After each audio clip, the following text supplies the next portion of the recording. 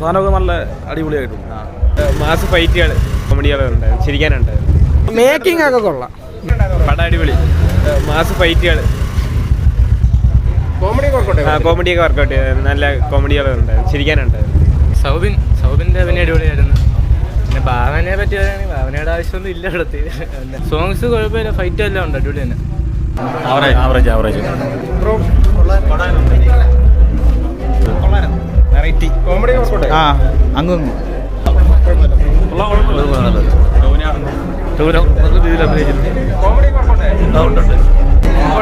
കുഴപ്പമില്ല, കണ്ടോണ്ടിരിക്കാം. First half കൊള്ളാം. നല്ല ക്രിഞ്ച് സാധനമൊക്കെ നല്ല അടിപൊളിയായിട്ടുണ്ട്.